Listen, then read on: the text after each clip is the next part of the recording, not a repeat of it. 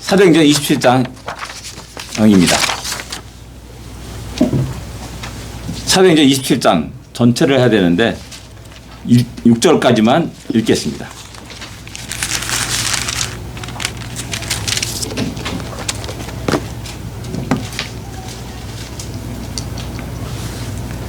(1절부터) (6절까지) 같이 읽겠습니다.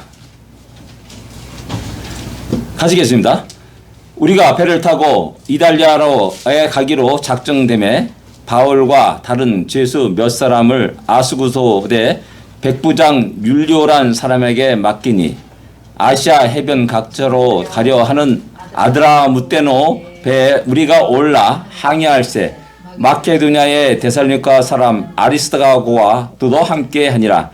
이튿날 시돈에 되니 율리오가 바울을 친절히 대하여 이 친구들에게 가서 대접받기를 허락하더니 또 거기서 우리가 떠나가다가 맞바람을 피하여 구브로 해안을 의지하고 항해하여 길리기아와 밤빌리아와 바다를 건너 루기아의 무라시에 이르러 거기서 백부장이 이달리아로 다려 하는 알렉산드리아 배를 만나 우리를 오르게 하니 이렇게 하고요.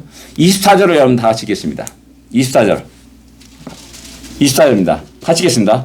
바울아 두려워하지 말라. 내가 가이사 앞에 서야 하겠고 또 하나님께서 너와 함께 항해하는 자를 다 내게 주셨다 하였으니 아멘. 예. 바울의 일생을 한번 살펴보기로 원합니다. 지금 수요 성역 공부에 사도행전이 시작됐는데 아직까지 마치지 못하고 계속되고 있습니다. 그러면서 이제 사도행전 자체가 반 이상이 13장부터 사도 바울의 어떤 복음 전파의 행적을 쭉 그리고 있기 때문에 어떻게 보면 바울의 일생을 한번 꼭 생각해 보는 것이 중요하다라고 이렇게 생각되어서 오늘 말씀을 이렇게 전하게 됩니다. 예, 우리가 잘 알다시피 사도행전을 우리는 성령행전이라 말합니다. 보이지 않는 성령의 놀라운 역사 속에서 복음이 증거되고 교회가 세워지고 거기에 하나님이 붙잡힘을 받는 사도들이 움직임이 있었다는 사실을 우리에게 이야기해 주고 있습니다. 이 바울이라는 이름은 사도행전 7장 58절에 처음으로 사울이라는 이름으로 등장합니다. 그리고 8장에 교회를 핍박하는 자의 모습으로 나타납니다. 그리고 9장에 다메섹도산으로 가다가 놀랍게 주님이 그를 찾아와 주시고 그리고 그를 변화시키는 놀라운 역사가 일어나고요. 그 다음에 13장에부터 이제 마지막 28장까지 계속해서 바울이 1차, 2차, 3차 또 로마까지 가는 그 여정을 이렇게 기록하고 있습니다. 인생을 말할 때 우리는 이렇게 여행의 길 뭐 이렇게 표현하기도 합니다. 그래서 제가 이번에 델라웨어까지 갔다 오면서 느낀 것 몇 가지를 한번 같이 또 나누기를 원합니다. 바울의 일생, 그 새로운 일생은 주님으로부터 시작되었다는 사실을 우리에게 이야기해 주고 있습니다. 아까 말했듯이 9장의 개종의 사건이라 할 수가 있습니다. 어쩌면 이것은 사울의 인생의 어떤 너무나 큰 전환점이고 혁명 같은 사건이라 할 수가 있습니다. 그래서 그는 즐겨 이 간증을 사람들에게 합니다. 사도행전도 벌써 이미 그 사건, 9장의 사건과 또 후에 예루살렘에서 어떤 그 간증하는 것과 또 아그리파 왕에서 간증하는 이런 장면이 3번씩이나 나오고 있음을 보게 됩니다. 우리가 잘 알다시피 사울은 가마리알 문화에서 철저히 율법주의의 교육과 훈련을 받은 자였습니다. 그리고 또 그는 길리기아 다소성의 출신으로서 그 당시 최고의 학문이라 할 수 있는 그 그리스의 학문을 갖다가 배우고 또 익혔던 사람이라 할 수 있습니다.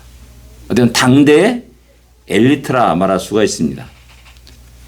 그러나 안타깝게도 그는 예수를 몰랐습니다.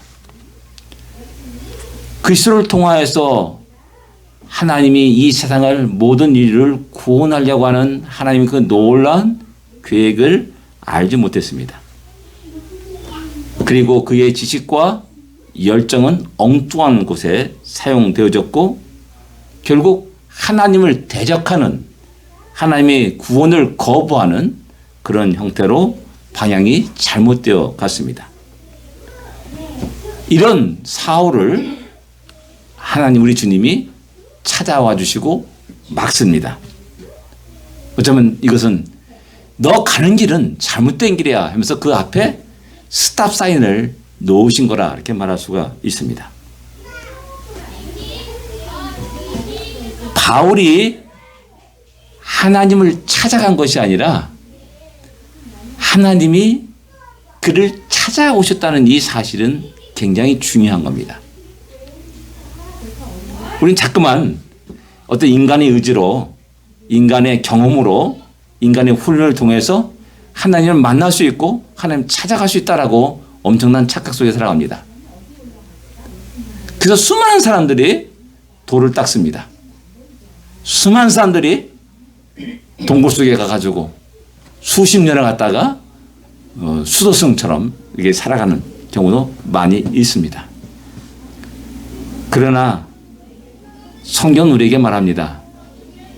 내가 먼저 하나님을 사랑한 것이 아니라 하나님이 우리를 사랑했음을 이야기해 주고 있습니다. 아멘. 아브라함의 세계도 마찬가지 아닙니까? 하나님이 아브라함을 찾아오십니다. 그리고 말씀하시고 약속하십니다. 그리고 아브라함은 그 말씀에 순종해 가죠. 끝없이 교회를 잔멸하려고 말 타고疾풍도처럼 달려가는 사울 앞에 딱 우리 주님이 나타나십니다. 사울아 나오라. 그의 이름을 부르십니다. 그리고 그의 가는 길을 멈춰 세웁니다. 주여 누구시나이까? 너무나 깜짝 놀라서 그는 말에 떨어지고 그 밝은 빛으로 인해서 눈이 머는 놀란 역사가 일어나게 되죠. 그 역사는 지금까지 살아온 모든 자기의 삶을 돌아보게 하는 사건이었습니다. 지금까지 쌓아올렸던 그 모든 것들이 하루아침에 와르르 무너지는, 자기의 신념과 의지와 자기의 모든 지금까지 행했던 물법주의에 쩌들어 살았던 그 모든 것이 완전히 무너지는 그런 계기가 되었습니다. 그리고 새롭게 주님을 발견합니다. 그리고 새롭게 주님을 통하여서 구원하려고 하는 하나님의 놀라운 뜻과 계획을 깨닫게 됩니다. 그래서 그는 그의 인생이 완전히 바뀌게 됩니다. 우리는 살아가면서 여러 사람들의 영향을 받습니다. 부모의 영향을 받기도 하고요. 친구의 영향을 받기도 하고요. 학교에 가서는 스승의 영향을 받기도 합니다. 선배의 영향을 받기도 하고요. 여러 가지 책의 영향을 받기도 합니다. 그러나 예수를 만난 것과 비교할 수 있냐라는 겁니다. 제가 늘 얘기하지 않습니까? 저는 20살에 예수 믿은 사람입니다. 제가 늘 얘기한 게 뭐냐면 난 절대 교회 가지 않겠다라고 굳건히 말하고 얘기했던 사람이었습니다. 그 제가 목사가 된 겁니다. 너무나 엄청난 변화가 제 인생 속에 나타난 겁니다. 전에는 세상의 책들을 많이 권했습니다. 제가 잘 권했던 책이 사마천의 사기입니다. 노자의 도덕적을 읽어보라 라고 말하기도 했습니다. 너무나 멋있던 것 같습니다. 근데 예수 믿고 나서 성경 읽으면서 그 모든 책들이 아무것도 보잘것없는 것이라는 사실을 새롭게 발견하게 되어서 그 다음에 믿거나 믿지 않거나 반드시 성경을 읽어보십시오 라고 제가 권하는 사람이 되었습니다. 사도 바울이 그런 변화가 그 인생 속에 일어난 겁니다. 엄청난 변화가 그를 끝없이 몰고 갔고 그는 마지막 순간까지 주님을 위해서 자기의 전 생애를 불태우게 되었다는 사실입니다. 그런데 우리는 어떠한 관심을 예수님께 드리고 있냐는 겁니다. 우리의 삶이 너무나 바쁘고 분주하고 또 우리 마음이 너무나 복잡하고 힘들어서 주님을 잠깐 내려놓고 멀리하면서 내가 당한 일들을, 문제들을 내 힘과 능력으로 해결하려고 발버둥쳐 살고 있지 않냐라는 겁니다. 사도 바울의 그 발걸음을 주님이 스탑시켰듯이 만약에 우리가 그런 삶을 향하여서 달려가고 있다면 우리 앞에 있는 스탑 사인을 바로 볼 필요가 있습니다. 주님은 오늘도 우리를 찾아오시고 우리의 마음의 문을 두드리십니다. 그리고 우리들의 인생에 대해서, 우리의 미래에 대해서 하나님이 우리의 인생을 붙잡고 일하기를 원하는 하나님의 놀라운 뜻과 계획과 플랜들을 우리에게 말씀하시기를 원하신다는 사실입니다. 우리가 그 음성에 귀를 기울일 수 있는 우리 모두가 되기를 원합니다. 두 번째 우리가 생각할 수 있는 것은 바울의 인생은 하나님이 새로운 곳을 향하여서 턴하셨다는 사실입니다. 델라우까지 가는데 이제 보니까는 여기서 94번 타고 내려가다가 90번을 만나 쭉 아주 줄창 가게 됩니다. 사인이 딱 옵니다. 80번으로 돌아서라고. 80번으로 딱 접어듭니다. 그때 얼마 가다 보니까는 이제 76번으로 다시 돌아가지고 이제 펜실베니아 줄창 서쪽 끝에서 동쪽 거의 끝까지 이렇게 달리게 되었습니다. 해리스버그까지 갔습니다. 예. 우리가 살아가면서 우리 인생 앞에 있는 표지판들을 정확히 보고 턴할 것은 턴하고 또 돌아갈 것은 돌아가고 하는 우리들의 인생이 되어야 됩니다. 사도 바울은 예수 믿고 나서 즉각적으로 예수가 메시아이심을 증거하면서 복음을 증거했습니다. 그런데 사도행전 13장에 보면은 우리 주님이 성령께서 그를 따로 세우라라고 명령하십니다. 특별한 일에 이제 너를 사용하겠다라는 그런 의미입니다. 그가 다메섹 도상에서 예수를 만난 때부터 아나냐를 통해서 그에게 너는 이방인을 위한 나의 그릇이다라고 우리 주님은 그에게 말씀하십니다. 근데 그가 즉각적으로 이방 선교에 뛰어든 것이 아니라 상당히 오랜 시간 동안에 잠잠히 있다가 드디어 안디옥 교회에서 성령의 역사 속에서 그가 새롭게 선교사로 시험을 받고 이방인을 향해서 발걸음을 옮기게 되었다라는 사실입니다. 이걸 통해서 하나님이 바울을 통해서 일하고자 원하는 것이 무엇인지를 알게 되는 겁니다. 그래서 그런 인생에 자기의 시간과 열정들을 쏟아 부을 것을 턴할 것을 이야기합니다.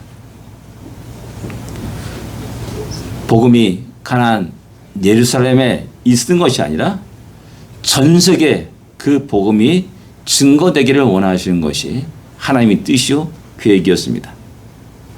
로마 제국처럼 칼과 방패로 창으로 세계를 정복하는 것이 아니라 하나님은 바울을 통해서 복음으로 세계를 정복하기를 원하셨다는 사실입니다. 로마 제국에 가는 곳에 피가 흘렀습니다. 죽음이 있었습니다. 그러나 하나님은 바울을 통해서 바울이 받는 모든 곳곳에 생명이 싹트고 생명의 기쁨이 있게 하고 생명의 역사가 있기를 원하셨다는 사실입니다. 미움과 증오가 아니라 사랑의 씨앗을 뿌리면서 바울을 통해 일하시는 주님의 모습을 우리는 알 수가 있습니다. 아무것도 모르고 지옥불을 향해서 치달아가는 수많은 세계 사람들이 눈앞에 보이지 않습니까? 그 사람 가운데 우리 자녀일 수도 있고 우리 형제가 있을 수도 있고 우리 이웃이 있을 수도 있다는 사실입니다. 그들을 향하여서 바울아 가라라고 하나님은 명령하고 있고 말씀하고 있는 겁니다. 이를 위해서 사도 바울을 따로 세웠습니다. 그리고 세계 모든 민족에게, 나라들에게 그를 보내십니다. 그 바울의 후예들이 지금도 여전히 주의 복음을 들고 저 밀림 속으로 저 땅까지 이르러 주의 복음을 증거하고 있고, 저 북한 땅에 이르기까지 주의 복음을 증거하다가 지금 억류된 사람들이 7명이나 있습니다. 여기서 우리는 또 생각할 수 있는 것은 따로 세우기까지 많은 시간들이 흘렀다는 사실입니다. 사도 바울은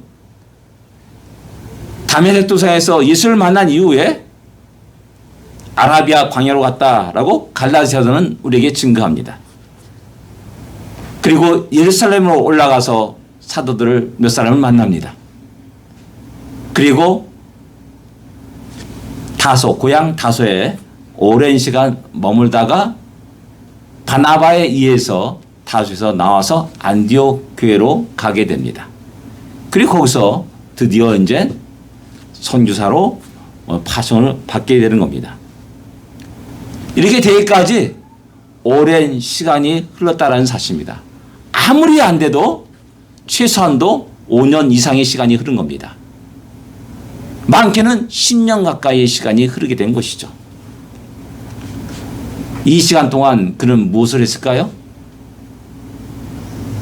인내하며 하나님의 때를 기다리며 하나님의 쓰시기에 합당한 자로 잘 준비되었을 것이고, 더 나아가 지금까지 알았던 성경, 구약 성경의 의미가 새롭게 그는 다시 보게 되었다는 사실입니다. 저는 율법주의 관점에서 하나님이 행하라 하는 것을 갖다가 지켜야만 되는 것으로 생각하며 살았습니다. 근데 구약 성경 보니까는, 아브라함을 보니까는, 수많은 자기의 민족의 조상들을 보니까는 철저히 하나님의 뜻에 따라서 하나님의 계획 속에서 하나님의 은혜로 구원받고 그들이 가나안 땅을 밟았고 그들이 거기서 번성하고 있고 또 지금까지 역사가 이루어졌다는 사실을 새롭게 발견하게 되는 겁니다. 그래서 사도 바울은 모든 곳에서 하나님의 은혜를 얘기합니다. 하나님의 구원을 얘기합니다. 하나님의 절대 주권도 얘기합니다. 이렇게 준비되는 겁니다. 우리도 마찬가지입니다. 우리의 인생 속에 수많은 사건들이고 어려움이 있었고 오랜 기다림이 있었습니다. 그 기간은 결코 헛된 기간이 아닙니다. 하나님이 우리를 빚어가는 기간이고 하나님이 우리를 새롭게 세우는 시간이었다는 사실입니다. 많은 어려움과 힘든 일이 있었고 눈물이 있었고 아픔이 있었고 고통이 있었고 원통함이 있었습니다. 그런 모든 것들이 결국 하나님의 뜻에 합당한 자의 모습으로 빚어가는 그런 과정들이었다는 사실을 우리는 깨닫고 우리는 하나님께 감사와 찬양과 영광을 돌릴 수 있어야 됩니다. 아멘. 그리고 때가 되었을 때 사도 바울을 세우셨듯이 하나님이 우리 각자를 또다시 세우실 것이고 아멘. 새로운 인생의 길을 틀어서게 할 것이라는 사실입니다. 세 번째 우리가 생각하는 바울의 일생 속에 성령의 하나님의 인도하심이 있었다. 왜냐면 상식적인 이야기입니다. 성령 하나님의 인도하심이 있었다라는 사실을 우리는 너무나 모든 성경 곳곳에서 쉽게 발견할 수가 있습니다. 펜실베니아 해리스버그에 딱 도착하니까는 이제 해가 딱 지고 깜깜함이 어둠이 임하였습니다. 거기서 이제 76km를 벗어나서 로카길로 이제 쭉 접어들어서 목적지까지 가야 됩니다. 이제 편말도 잘 안 보이고요. 그 다음에 옆에 길거리 그 거리 이름도 이제 그 편말도 볼 수가 없습니다. 가다 보니까 그래서 딱 킨 게 이제 내비게이션입니다. 가면서 이 길 맞아 우리? 가다 보니까 길이 이상한 겁니다. 사천 넓은 길이 있다가 갑자기 또 2차선으로 팍 줄어들더니 주택가로 막 달리는 겁니다. 이게 뭐야? 이게 깜깜해요. 주위는 깜깜해요. 거리 콧날도 볼 수가 없어요. 야, 가는 길 맞아? 이 말을 왜 우회전하라? 그다음에 곧이어서 일만일에 자야제하라. 막 이리 왔다 갔다 하는 겁니다. 야, 이거 우리 혹시 잘못된 길을 가는 거 아니야? 뭐 길 안 내려 왜 이렇게 하느냐? 왜 뚜터뚜거리면서 그러나 내비게이션 알려주는 대로 갑시다. 해서 천천히 순정하면서 1마일 꺾으세요. 2마일 가서 어떻게 하시오? 몇 번 했는지 모릅니다. 그러면서 가다 보니까는 10시 반에 넘게 돼서 목적지에 도착했습니다. 우리가 갈 때, 인생 살아갈 때, 이 깜깜할 때가 있습니다. 어디로 가야 할지 알지 못할 때가 있습니다. 그래서 가던 길을 이게 아닌가 보다고 다른 길로 접어들고 이것도 아닌가 보다 또 다른 길로 접어들고 이것도 아닌가 보다 절로 접어들고 그러다 보니까 갈대로 왔다 갔다 하는 그런 우리들의 인생의 모습도 발견할 수가 있습니다. 이 속에서 우리가 가장 중요한 게 뭐냐? 성령 하나님의 인도하심에 내 자신을 맡기는 것이라는 사실입니다. 아멘. 사도 바울의 인생 속에 그러한 일이 있었음을 우리는 알 수가 있습니다. 2차 전도 여행 때 사도 바울이 이제 다시 교회를 살피러 가자 해가지고 2차 전도 때 또 전도했던 그 도시들을 방문하게 됩니다. 그리고 나서 이제 가려고 하니까는 하나님이 아시아에 복음 전하는 것을 허락지 않습니다. 그 어디로 갈까? 가다 보니까 드로아에 도착합니다. 드로아에서 한상을 봅니다. 마케도니아에서 나타나서 와서 우리를 도우라라는 그 음성을 듣습니다. 하나님 뜻이구나 라고 드디어 드로아에서 배를 타고 바다를 건너 네아폴리로 들어가고 네아폴리에서 빌립보로 들어가게 됩니다. 거기서 복음을 전하고 드디어 빌립보 교회가 세워지게 됩니다. 그리고 데살로니가로 베레아로 아덴으로 고린도로 쭉 그의 여정은 계속됩니다. 그럼 모든 것들이 자기의 지혜와 지식으로 의지로 가는 것이 아니라 하나님의 인도하심 속에 그는 그 길을 걸었다는 사실입니다. 그 속에서 그는 놀라운 열매들을 많이 경험하게 됩니다. 빌립보에서 감옥에 갇히는 수모를 겪게 됩니다. 채찍에 맞습니다.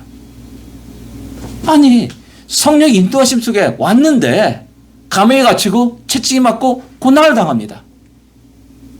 이런 어쩐 일이 이런 일이 일어날 수가 있을까? 라고 분개할 수도 있습니다. 근데 그 속에서 옥문이 열리는, 지진이 일어나 옥문이 터지고 열리는 그 속에서 간수가 어떻게 내 구원을 받을 수 있을까? 라고 질문을 하고 주 예수를 믿으라. 그리하면 너와 내 집이 구원 얻으리라. 라는 그 대답을 사도 바울이 그에게 합니다. 그리고 그로 말미암아 간수의 모든 가족들이 예수를 믿는 놀라운 구원의 역사를 사도 바울이 체험합니다. 조금 전에는 성령의 인도하심에 왔는데 왜 이런 일이 일어났냐? 왜 이런 고난이 일어났느냐? 라고 했는데 뚜껑을 결걸 열어보니까는 도리어 그 속에서 한 가정을 구원하려는 놀라운 하나님의 뜻과 계획이 있다는 사실을 발견하게 되는 것이죠. 테살로니가 갔습니다. 많은 혼란과 고난이 또 역시 유대인들의 방해가 있었습니다. 그래서 3주 3세의 안식일 날 잠깐 머물다가 떠납니다. 근데 나중에 알고 봤더니 거기에 교회가 세워져요. 그리고 그들의 믿음들이 소식들이 아덴에 있는 또 고린도에 있는 바울의 귀에 들리는 겁니다. 그래서 고린도에서 데살로니가 전서를 쓰게 되는 겁니다. 이런 놀란 역사가 구원의 역사가 일어나게 되고 열매가 있게 되는 것이죠. 아덴에서도 마찬가지입니다. 보니까 수많은 우상들이 그 도시를 꽉 덮고 있어요. 세계 최고의 치성이라는 사람들이 저 말쟁이가 무슨 말 하나 들어보자라고 약간 좀 조롱하고 멸시하면서 사도 바울을 끄집어내가지고 아레오바고라는 그 광장에 딱 세웁니다. 한번 말해봐 라고 하는 거죠. 거기서 사도 바울은 복음을 증거합니다. 거기서 몇 명의 구원자를 얻습니다. 그리고 고린도로 갑니다. 거기서는 브리스길라 아굴라라는 귀한 믿음의 동역자 가정을 만나는 놀라운 역사가 일어나게 됐죠. 이렇게 하나님의 성령의 역사 속에서 움직이는 모든 것들은 그 당시에 볼 때는 어려움이고 고난이고 또 아무 효과가 없는 것 같고 열매가 없는 것 같은데 결국 하나님이 행하신 일이기에 우리가 방법이 아니라 우리의 생각이 아니라 우리의 길이 아니라 하나님의 방법과 하나님의 길과 하나님의 뜻과 의지 속에서 당신의 뜻을 이뤄나가고 있고 하나님의 교회가 세워지고 있고 또 복음이 왕성하게 그 주위에 퍼져나가는 것들을 우리에게 보여주고 있는 겁니다. 우리의 인생은 누구의 인도함을 받고 살아갑니까? 여전히 내 힘과 내 능력으로 살아가려고 발버둥치고 있지는 않습니까? 바울의 일생을 보면서 다시 한번 우리의 자신을 주께 맡길 수 있는 우리가 되기를 원합니다. 아멘. 성령이여 우리를 인도하여 주시옵소서. 아멘. 성령이여 우리를 도와주시옵소서.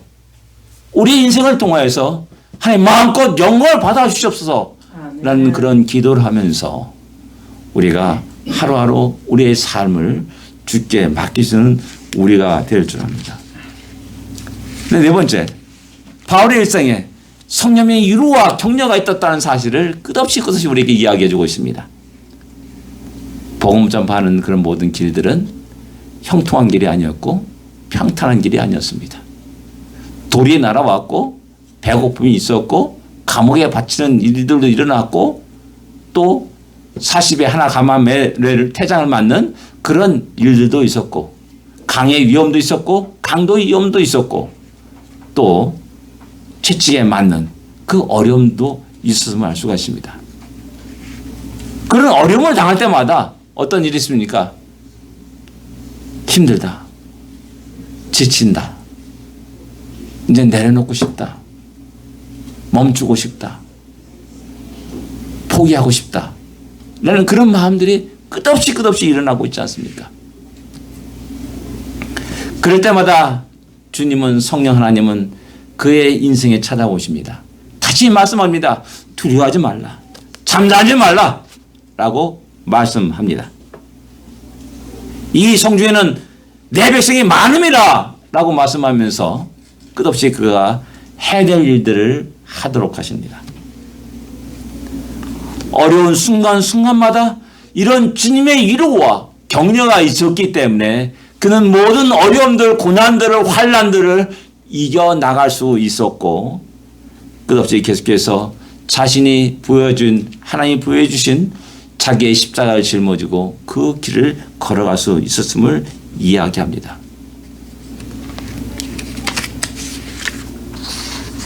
목적지에 도착하고 보니까는 깜깜한 어둠이었고 그냥 쓰러졌습니다. 씻지도 않고 그냥 쓰러졌습니다.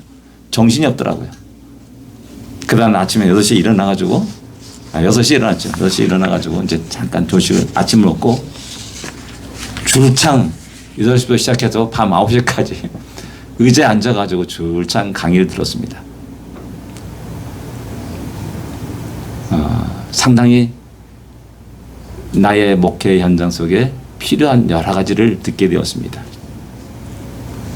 또 그 속에서 하나님의 그 놀라운 위로가 있었고 또 여러 목사님이 만나서 들어보니까는 참 고난을 당한 목사님이 너무 많은 거예요. 이 사람도 어렵고 저 사람도 어렵고 뭐 그런 이야기들을 이렇게 듣지 않습니까? 내가 당하는 어려움들은 새 발의 피구나 아무것도 아니구나 라는 그런 위로도 받습니다. 그래서 다시 일어나게 됩니다.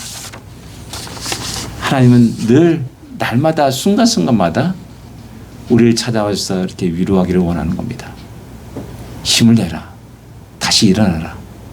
아까 찬양 속에서 나의 등 뒤에서 나를 도우시는 주님. 끝없이 우리에게 말씀하시고 이야기합니다. 가만히 뒤를 돌아보면 여전히 그분이 계십니다. 그리고 나를 야 괜찮아 앞으로 가 하고 나를 재촉하십니다.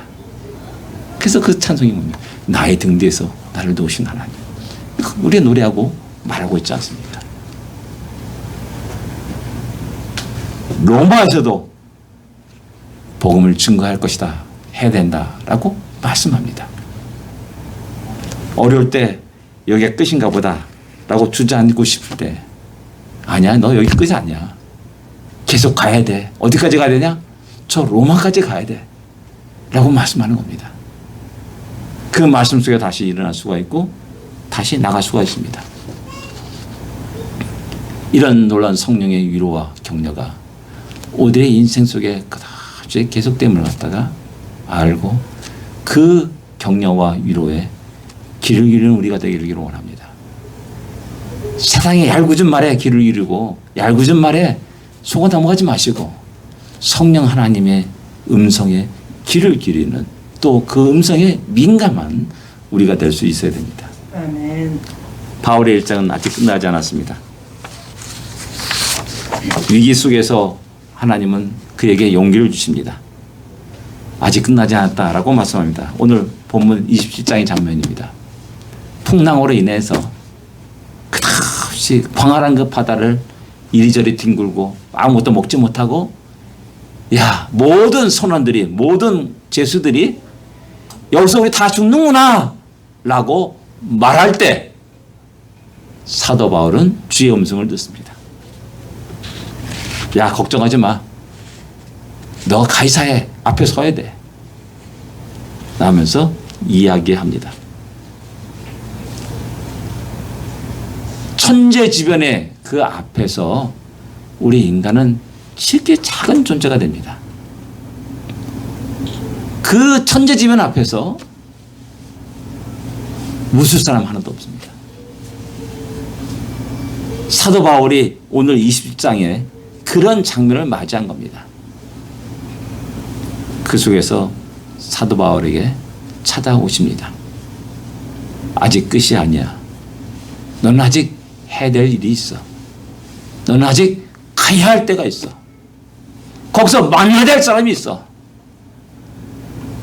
그들에게 주의 복음을 증거해야 된다라고 말씀하고 있는 것입니다.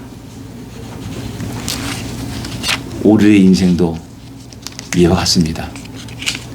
내 생명이 살아 숨쉬는 그 순간까지 우리는 우리의 사명을 감당할 수 있어야 됩니다.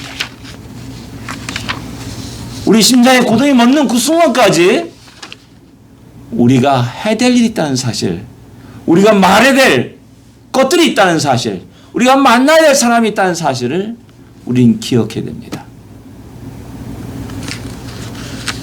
그리고 하나님 우리에게 보여주신 모든 사명을 다 마친 후에 우린 기쁨으로 감사함으로 그 주님을 만날 수 있는 우리 모두가 되기를 원합니다. 아멘. 기도하겠습니다.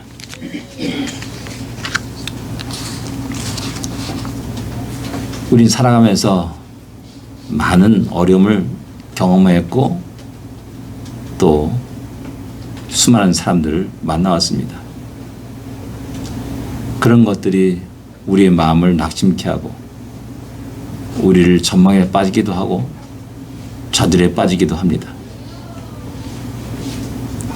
그러나 사도 바울에게 나타나서 말씀하신 하나님이 오늘 우리에게 우리 인생 속에 찾아와 주시사 말씀하는 것을 들을 수 있기를 원합니다.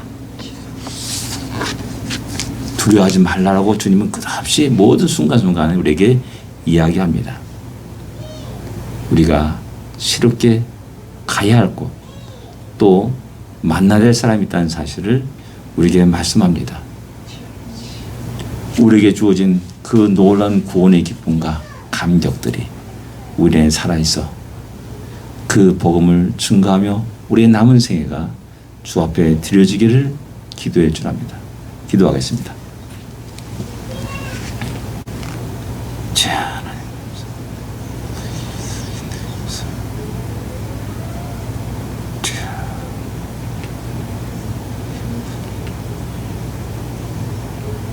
아버지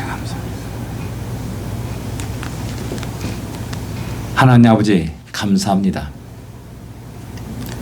우리의 인생 속에 찾아와 주시사 우리의 인생의 길을 새롭게 하심을 감사합니다.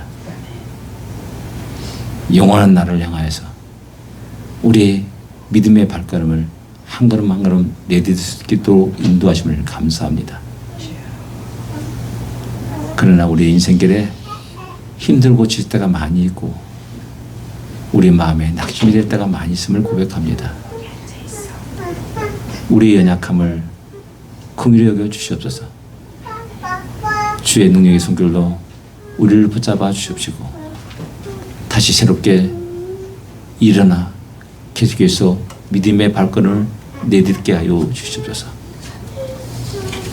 우리를 통해서 수많은 영혼들이 구원의 기쁨을 맛보게 하여 주시고 우리를 통해서 수많은 영혼들이 다시 기쁨과 감사를 회복하게 하여 주시옵시고 우리를 통해서 다시 한번 우리를 구원하신 하나님의 뜻과 계획들이 무엇인지를 깨닫는 놀라운 역사가 있게 하여 주시옵소서. 그렇게 우리와 우리 교회와 또 우리의 재능들을 사용하여 주시옵소서. 예수님으로 간절히 기도드립니다. 아멘.